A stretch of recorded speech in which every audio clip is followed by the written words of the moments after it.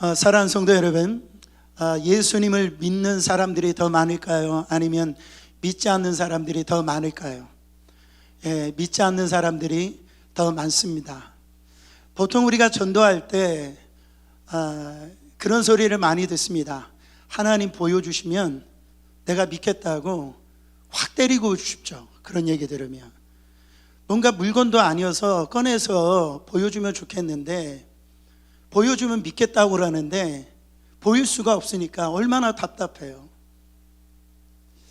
근데 곰곰이 생각해 보면 안 보여서 못 믿겠다라는 말이 정상이에요? 아니면 안 보이는데 보는 게 정상이에요? 곰곰이 생각해 보면은 안 보이는데 그걸 믿고 있는 사람들이 정상이 아니잖아요. 우리 옆 사람 한번 인사해 보세요. 당신은 정상이 아니십니다. 곰곰이 생각해 보면 이해가 되는 말이죠. 그렇지 않아요? 안 보여서 안 믿는다는데 그렇지 않습니까? 그래서 세상 사람들이 믿지를 못한다는 거예요. 또 하나님을 왜 못 믿느냐? 결국은 하나님을 이해하지 못해서 못 믿어요. 우리의 삶에 여러 가지 일들이 일어나는데 그거에 대한 해석이 안 되는 일들이 일어나기 때문에 하나님을 못 믿어요. 여러분 학교 다니실 때 중학교 때인가 그 사회 시간에 선생님이 니체에 대해서 가르치셨어요. 이렇게 그래서 선생님이 니체 하면은 신은 죽었다 이렇게 가르쳐 줬잖아요. 한 학생이 수업을 받고 화장실에 들어갔더니 거기 보니까 이 글이 쓰여져 있는 거예요. 신은 죽었다, 니체. 이렇게.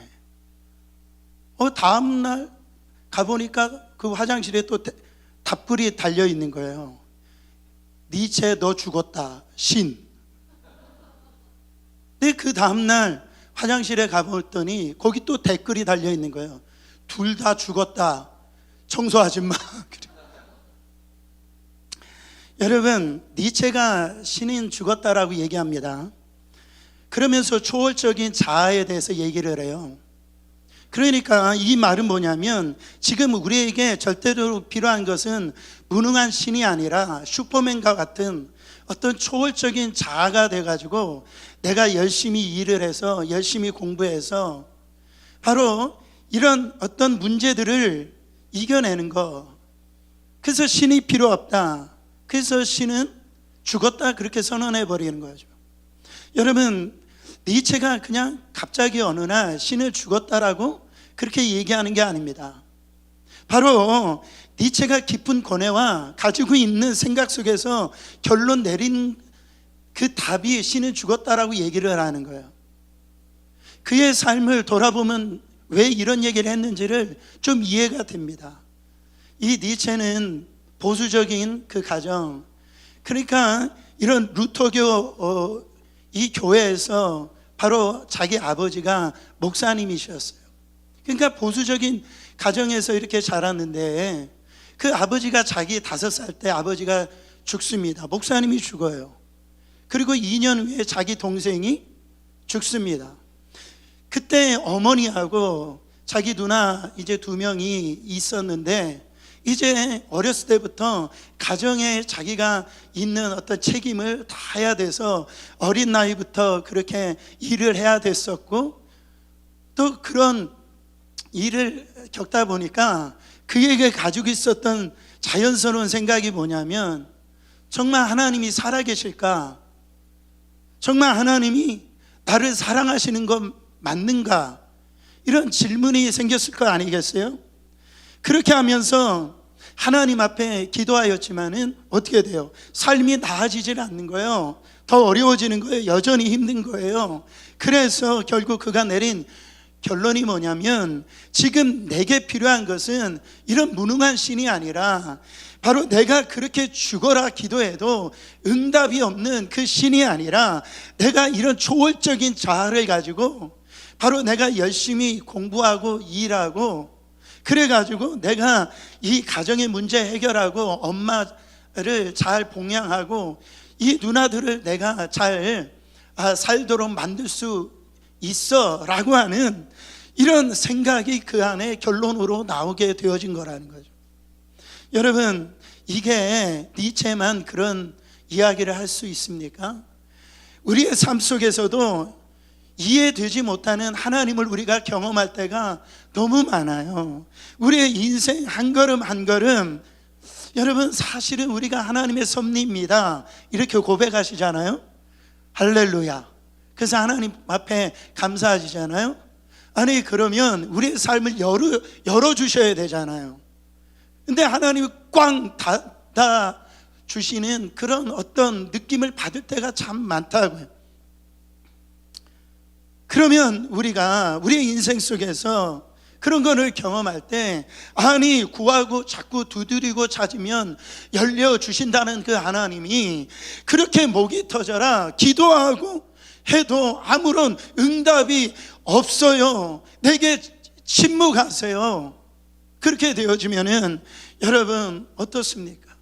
또 악한 마귀가 나를 갖다가 무너뜨리려고 공격할 때 하나님께 도와달라고 이렇게 나아갈 때 하나님이 도와주셔야 되는데 그 도움이 없을 때예요. 여러분 그때 드는 생각이 어떤 생각입니까? 배신감이 들겠죠. 절망감이 들겠죠. 그러면서 하나님이 어떻게 나에게 이러실 수 있어?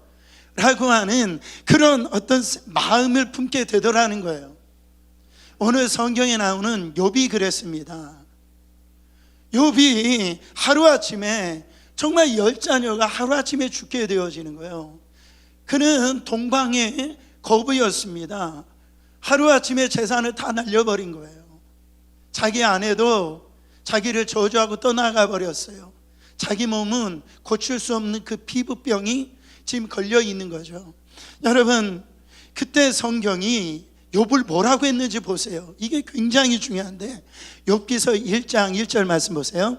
우스 땅에 욥이라 불리는 사람이 있었는 그 사람은 온전하고 정직하여 하나님을 경외하며 악에서 떠난 자더라.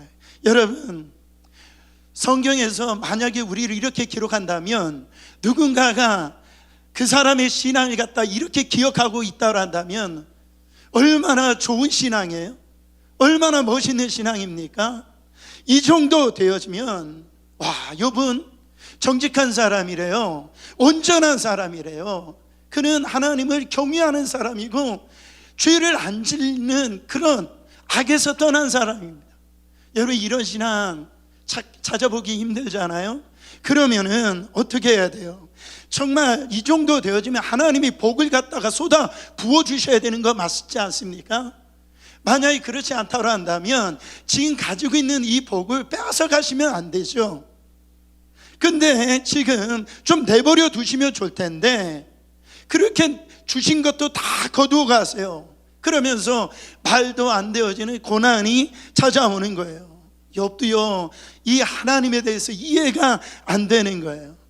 지금 오늘 욥기서 23장에 보니까 자신의 이 내면의 이 아픔을 갖다가 토로해내는 걸 볼 수가 있습니다.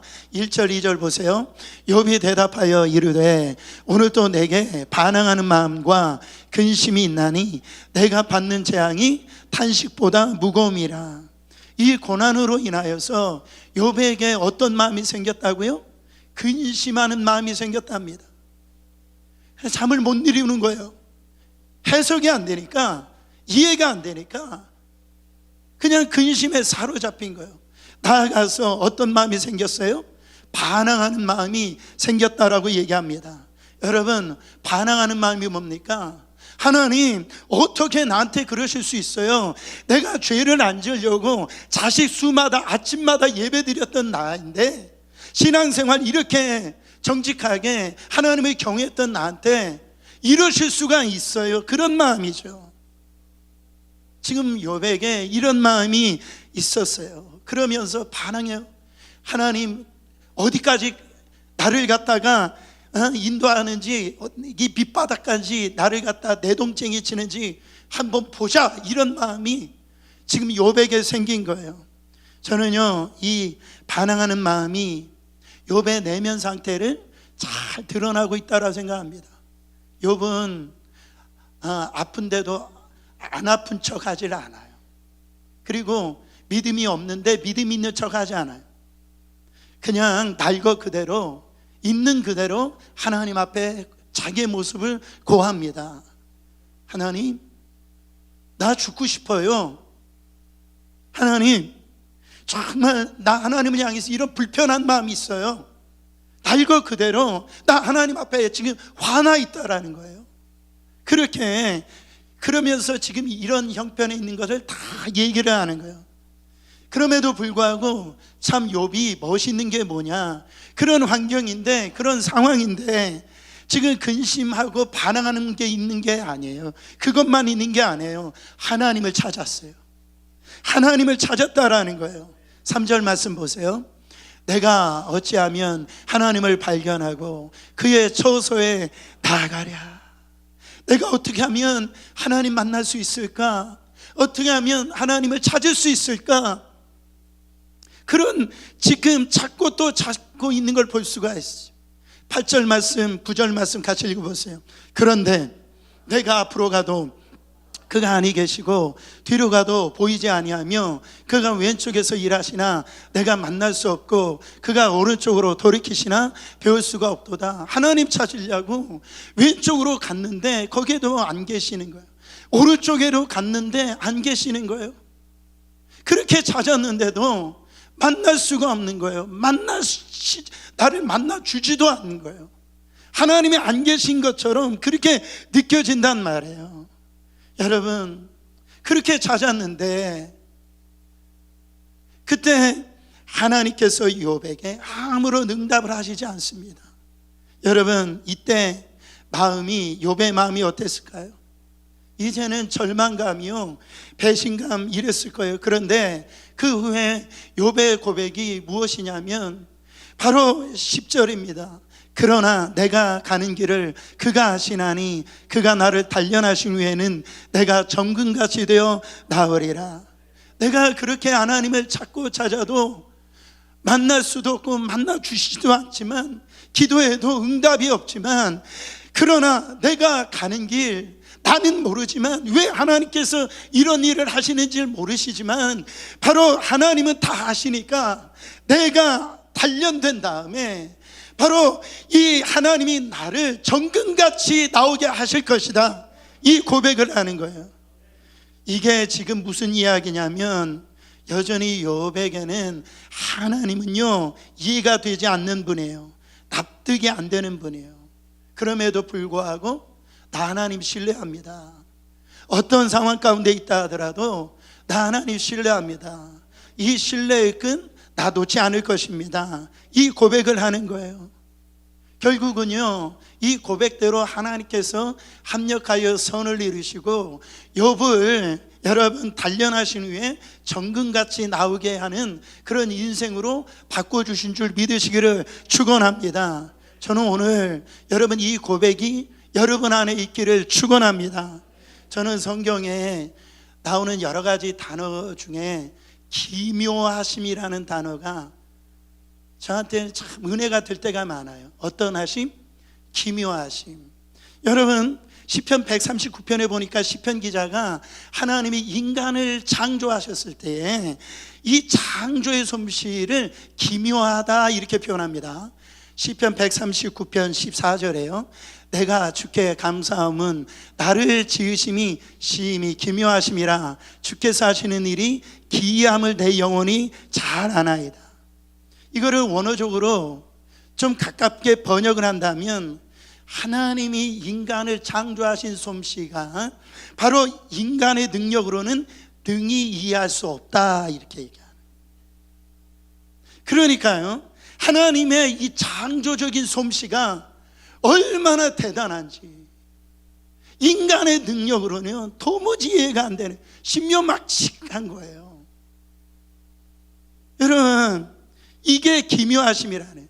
그래서 이 기묘하심이라는 단어가 참 좋은 단어인데 근데 이게 또 어떻게 쓰이느냐에 따라서 느낌이 다릅니다. 집사님 참 기묘하신데요. 그 느낌이 어때요? 그게? 그래가지고 하나님께서 우리를 만드셨을 때 참 기묘하게 독특하게 만드셨어요. 우리 옆 사람에게 한번 인사해 보세요. 집사님 참 독특하세요. 그렇게 이렇게 하나님이 만드셨단 말이에요.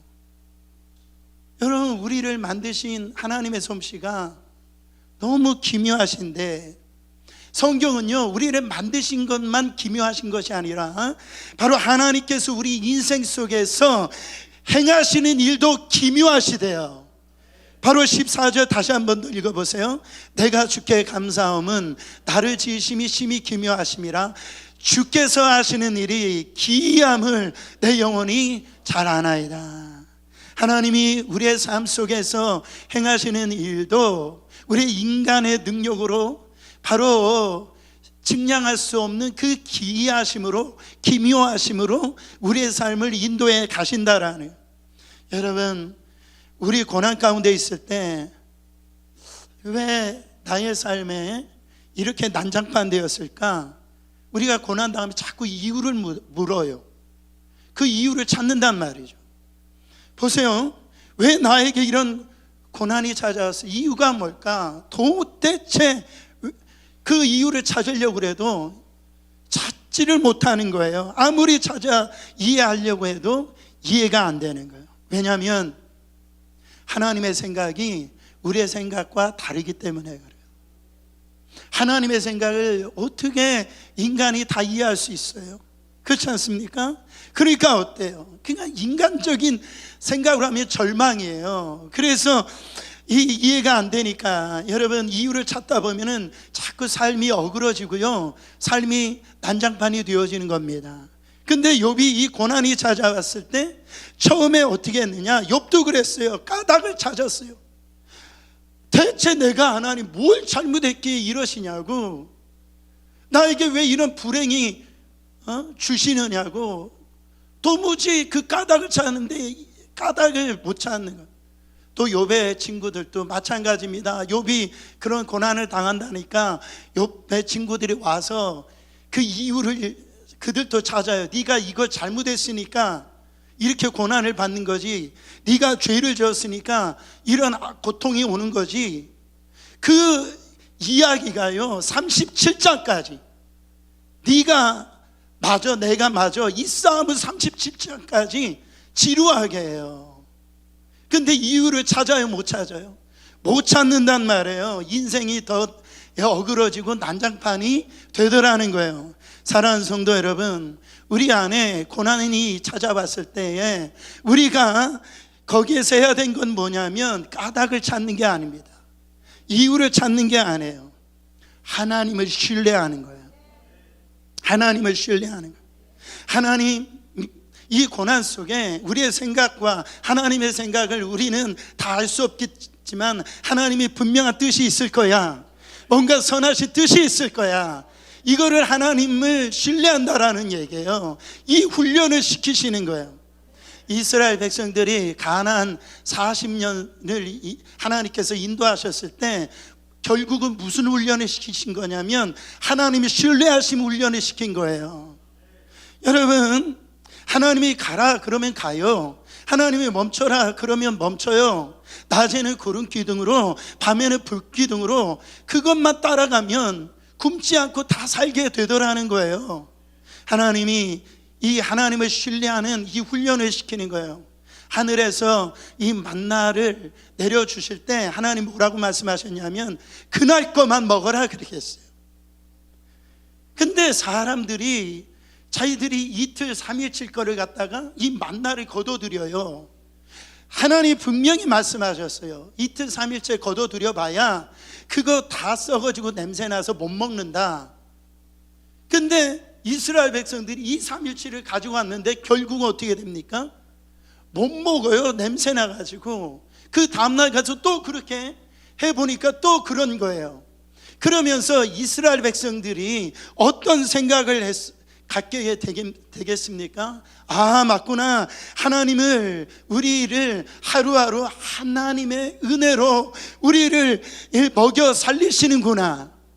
이거를 깨닫게 되어지는 거예요. 사랑하는 성도 여러분, 그러니까 내 힘으로 자꾸 뭔가를 쌓고요, 욕심을 부리고요, 내가 뭔가를 준비하지 아니하면 내 인생 속에, 여러분, 그러지 않을지라도 우리 안에 먼저 필요한 것은 뭐냐면, 나의 생각보다 하나님의 생각을 크시니 하나님을 신뢰함으로 하나님이 기이한 방법으로 나의 인생을 인도하실 것이다. 이 반응 너무너무 중요하다라는 겁니다. 여러분, 주일 성수도 마찬가지입니다. 주일 성수하는 것도 하나님을 신뢰하는 훈련을 시키는 거예요. 여기 비즈니스 하는 분들이 있잖아요. 주일날 일하면 돈 더 벌을 수 있잖아요. 근데 문을 닫고 예배 드리러 나오신 거예요. 여기 공부하는 분들 계세요. 아니, 주일날 도서관 가고요, 공부하면 더 이 지식을 얻을 수 있지 않겠습니까? 근데 교회 나와서 예배를 이렇게 드리는 거, 뭐를 훈련시키는 거예요? 하나님을 신뢰하기.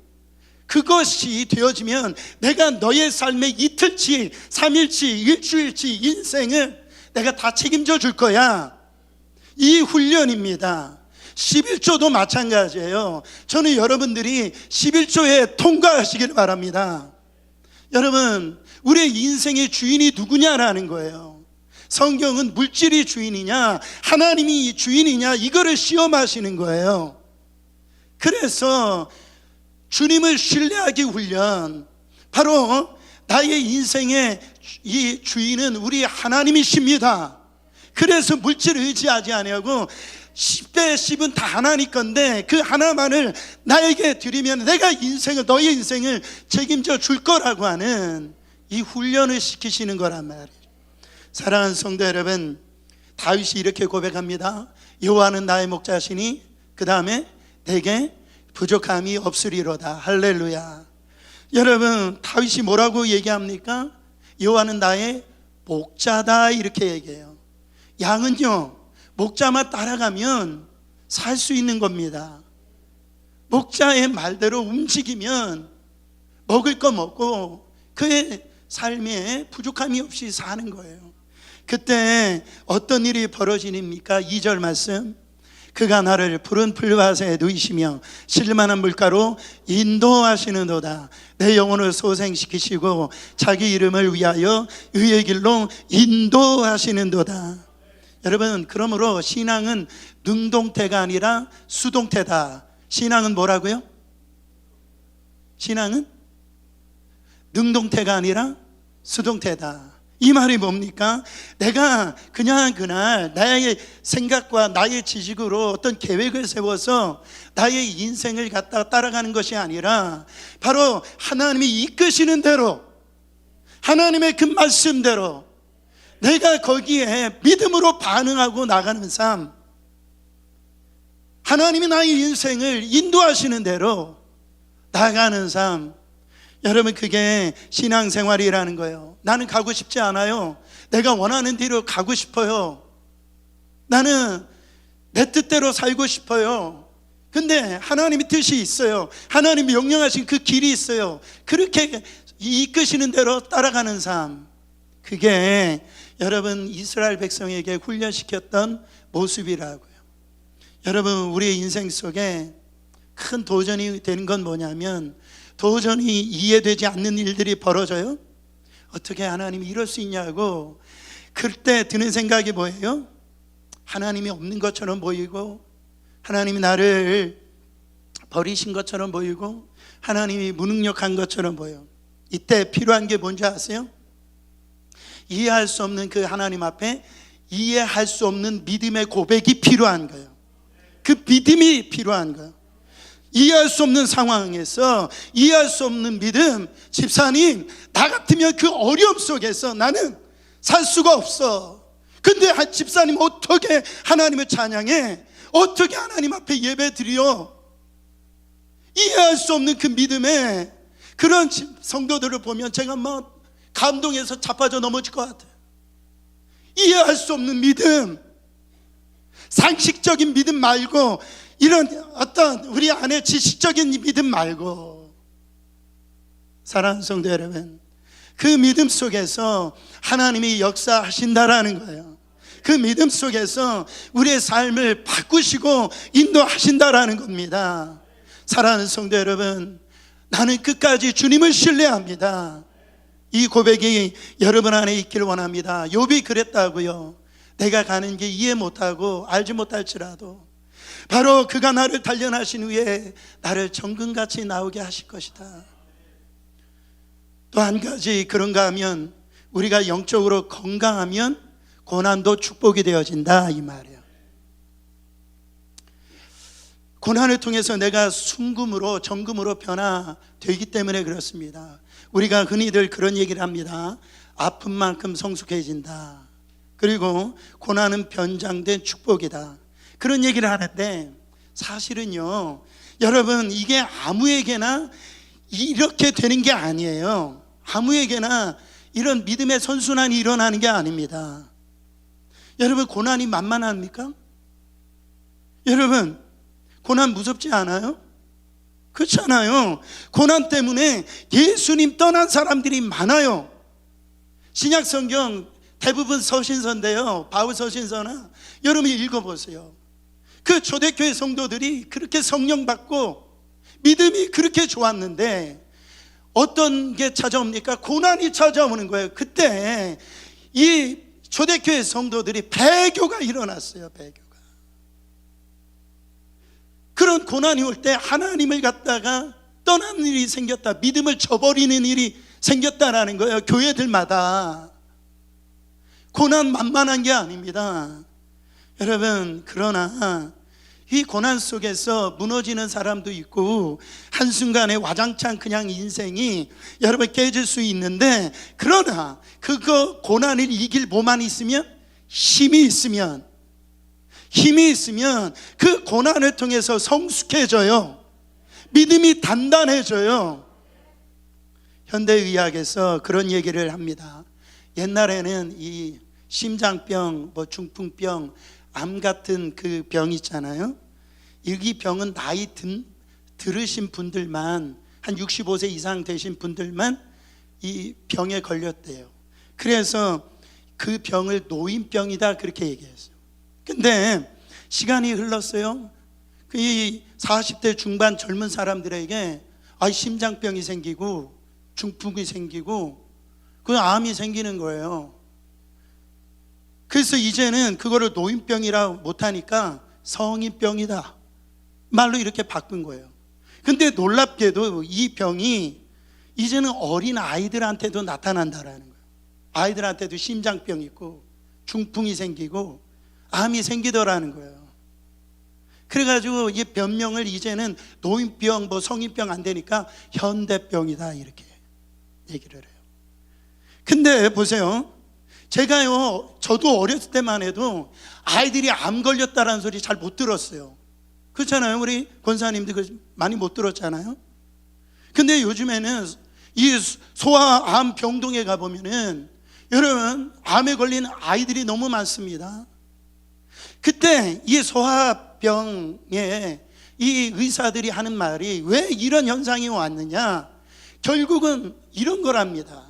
우리가 과학시대에 이렇게 발달된 시대에 살고 있지만 이 시대에 살아가고 있는 음식이라는 환경이 우리의 면역력을 떨어뜨린다라는 거예요.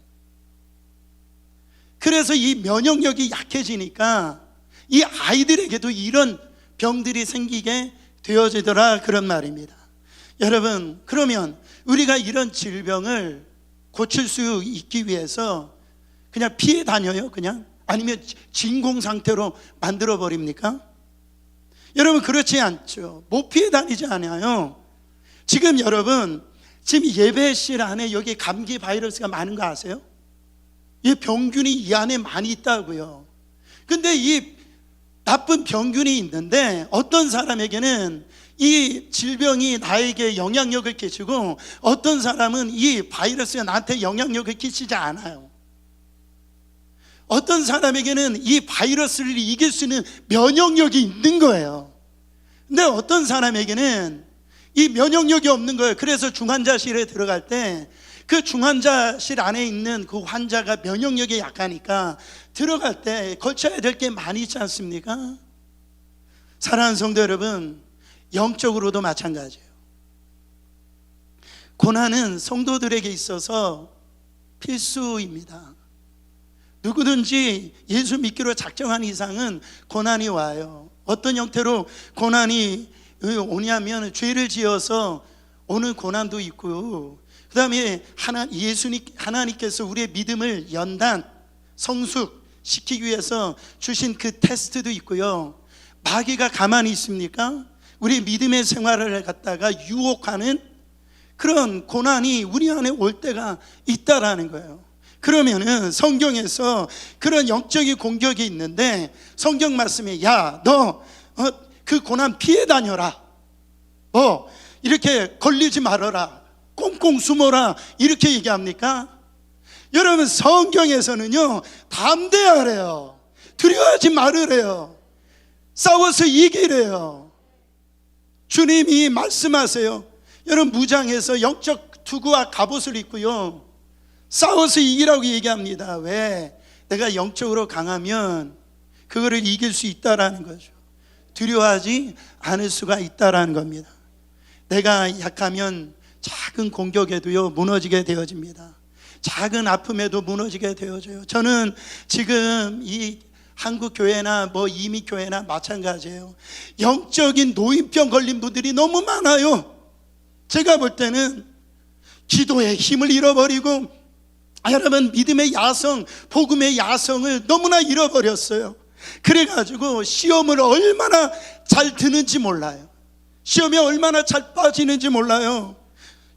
정말 그냥 이 말끝마다 나 시험 들었어요, 나 저 사람 때문에 교회 못 나오겠어요. 아니, 정말 그런 말들이 무슨 얘기를 하고 있는 거예요 도대체가? 그렇잖아요.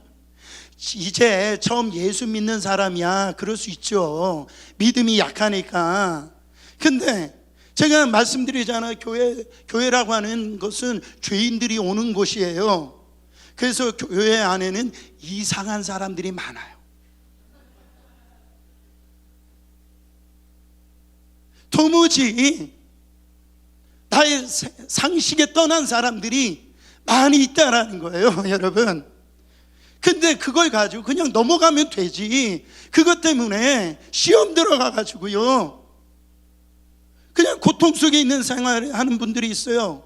사실은 여러분, 우리도 처음 다 그랬어요. 여러분, 성격이 다 그랬다고, 기질이. 그래도 복음을 받아들이고 이 정도 된 거지. 그때 일을 잃어버리고 그 사람 평가하고 그 사람 판단할 이유 없잖아요. 그러느니 하고 좀 지나가는 영적인 여유가 있어야죠. 사랑하는 성도 여러분, 내가 약해서 그래요. 약해서 그렇다고요. 다른 사람 문제가 아니에요. 내가 지금 영적으로 병들어 있다라는 거예요. 영적으로 강해 보세요. 그런 어떤 일들이 일어나도 전혀 나한테 영향력을 못 끼쳐요. 저는 여러분들이, 누군가가 여러분들을 찌르잖아요. 그때 예수님이 나왔으면 좋겠어요. 그냥 같이 찌를 거예요. 그냥 막 찔러요. 그냥 내 삶이 예수로 가득 차와서 예수의 향기가 나고 예수의 성품이 나고. 사랑하는 성도 여러분, 그런 삶이 되길 원합니다. 사실 영적으로 언제 깊어집니까? 영적으로 언제 깊어져요? 편안할 때 영적으로 깊어져요? 계절적으로 보면 이런 겨울이 되었을 때 이 대나무의 마디가 더 선명하게 만들어진답니다. 그래서 대나무가 쭉쭉쭉쭉 자라게 되어진다라는 거예요. 사랑하는 성도 여러분, 우리는요 그 고난이 작기만을 바라요. 그래가지고선 고만한 인생을 살아요. 신앙생활도 그냥 고만한 수준에서 끝나려고 그래요. 그래가지고 간단한 믿음, 그냥 봐도요 아슬아슬해. 어떤 분들 보면 아슬아슬해. 저분 또 불안한데 인사하다 보면 저분 또 불안해. 그냥 또 시험 들은 것 같아. 여러분, 이러지 말고 좀 뭔가 맡겨도 나 예수 안에서 나 다 할 수 있어. 에? 여러분, 이러면 좋지 않아요? 고난을 통해서 내 믿음이 더 성숙해지고 믿음이 단단해지기를 축원합니다. 자꾸 환경 바꿔달라고 하지 말고 환경을 이길 수 있는 믿음 달라고 기도하셔야죠. 그래야 세상을 이길 수 있는 거 아닙니까? 이 영적인 강건함은 하루아침에 되어지는 게 아닙니다. 우리가 하나님 앞에 무릎 꿇을 때요, 하나님 앞에 기도할 때요, 예배 드릴 때요, 그때 이 영적인 강건함이 생기는 거예요. 저는 요즘에 화요 중보기도회나 이 금요 집회에 참 감사한 게 뭐냐면, 우리 교회 젊은 우리 집사님들, 성도님들이 막 예배에 불이 붙어가지고 애기 업고 뒤에 서서 막 기도하는데요, 제가 얼마나 감격스러운지 몰라요. 이런 은혜가 계속 타오르기를 축원합니다. 제가 어제 바나바 이 모임에 가서 설교를 뭐를 했냐면 기본에 대해서 설교를 했어요. 기본. 여러분, 예루살렘 교회가 하나님 말씀을 증거할 때 베드로가 설교할 때 3,000명 5,000명이 이 교회로 들어왔다고, 교회가 날로 부흥했어요. 나중에는 셀 수가 없었단 말이죠. 근데 사도행전 6장에 보면 문제가 생깁니다. 다른 문제가 생긴 게 아니에요. 사도들이 기본이 뭡니까? 말씀 전하고 기도하는 게 목사님들, 저는 이 시대에 목사님들의 이 기도의 이 줄기가 놓쳐버리는 그 목사님들 보면 저는 마음이 아파요. 머리는 똑똑한데 많이 공부를 했는데 기도 인도할 줄을 몰라요. 다 죽어져 있어요. 그냥 성도들 뒤치다거리 하느라고, 구제 문제 가지고 바빠가지고 말씀 준비도 못하고 기도를 못하고. 누구 책임이냐 이걸 따지는 것이 아니라, 여러분, 신앙은 기본이 쌓여져 있을 때 거기에 모든 것들이 다 되어지는 거예요. 저는 여러분, 다른 어떤 것보다도 예배가 성공하시기를 축원합니다. 이게 기본이라고요. 제가 오늘 왜 이렇게 좀 흥분하는지 모르지만, 제가 예전에 신문을 보는데 한 할머니 이야기를 듣고 참 감동을 받았어요. 이분이 킬리만자로 그 산을 등정하셨대요. 나이가 75세신데. 여러분, 안 놀라는 건 제가 알고 있어요. 백두산이 2744m인데 킬리만자로 이 산이 5485m예요. 그러니까 백두산 2배예요. 몇 세? 75세에 그 산을 등정한 거예요. 그 이유를 봤더니 참 재밌는 스토리예요. 이분이 간에 문제가 생겨서 이제 병원에 치료를 받는데 치료가 안 되는 거예요. 어느 날 의사 선생님이 집에 가서 푹 쉬시라고 그렇게 얘기하는 거예요. 이게 무슨 말인지 알잖아요. 손 쓸 수가 없다라는 거 아닙니까? 그래가지고 이분이 그 충격을 받아가지고 그 다음부터 한 일이 뭐냐면, 그 앞산에 이제 산을 타기 시작을 했대요. 등산하기 시작해요. 등산하다 보니까 옆산도 있는 거예요. 그래가지고 옆산도 등산하기 시작해요. 근데 이제 가는 산만 가니까 좀 지루하잖아요. 한국에 유명하다는, 이분은 한국 사람이 아니니까 하여튼 그 나라의 유명한 그 산을 갔다가 다 이렇게 등산하기 시작해서 다 정복해버린 거예요. 그러니까 어느 날 보니까 이분이 킬리만자로에 있는 이 산을 등정해버린 거예요. 몇 살 때? 75세 때. 여러분, 여기에서 뭐를 할 수 있습니까? 굉장한 인사이트가 있는 거예요. 여러분, 하루아침에 킬리만자로 산을 못 올라가는 겁니다. 못 가요. 그냥 처음에는요, 앞산부터 가는 거예요. 그리고 옆산 가고요. 이것이 익숙해지면 작은 산을 올라가게 되어지고 마침내 킬리만자로 산을 갔다가 정복하는 겁니다. 사실 여러분, 기도가 처음부터 잘 돼요? 처음에 잘 안 돼요. 그러다 이게 5분이 되어지고 10분이 되어지고, 이게 영적인 강건함이 생기기 시작해요. 말씀도 마찬가지입니다. 말씀을 읽으라고 그러면 하도 박 목사님, 제가 읽으라고 하니까 할 수 없어서 이렇게 억지로 읽지만은, 그러다 말씀 읽다가 그냥 졸고 그러지만은, 여러분, 어느 순간 이게 경험이 되어진다니까. 말씀이 내 눈앞에 탁 튀어나오는 시간이 있어요. 그 한 장을 못 넘겨요. 너무 막 은혜가 되어져 가지고 눈물이 쏟아져 가지고요. 그런 역사 일어나기를 축원합니다. 이게 쌓이고 쌓여졌을 때 영적인 강건함이 생기는 거예요, 여러분. 사랑하는 성도 여러분, 제가 굳이 이 보약도 마찬가지예요. 보약 처음에 먹는다고 불끈거려요? 저 안 그렇더라고요. 보약 먹다 보니까 어느 순간에 그 보약의 약효를 느끼는 거 아닙니까? 사랑하는 성도 여러분, 말씀을 정리하겠습니다. 모든 고난이 사람을 다 무너뜨리는 게 아닙니다. 고난 때문에 무너지는 사람도 있지만 오히려 고난 때문에 성숙해지는 사람이 있어요. 믿음이 단단해지는 사람이 있어요. 그 고난을 통해서 삶이 정금처럼 변화되는 인생도 있어요. 어떤 인생이요? 영적인 강건함이 있는 인생, 고난과 싸워서 이길 수 있는 인생입니다. 저는 우리 사랑하는 성도님들이 그런 인생이 되길 원해요. 그래서 고난이 올수록 고난을 먹고 자라고, 또 고난을 먹고 자라고, 고난이 우리 영혼의 영양분이 되어지고 우리에게 도전이 되어지고, 할렐루야. 그래서 하나님이 이 고난에 무너지는 인생이 아니라 바로 이 고난을 딛고 일어서서 앞으로 나가는 인생 되길 원합니다. 저는요,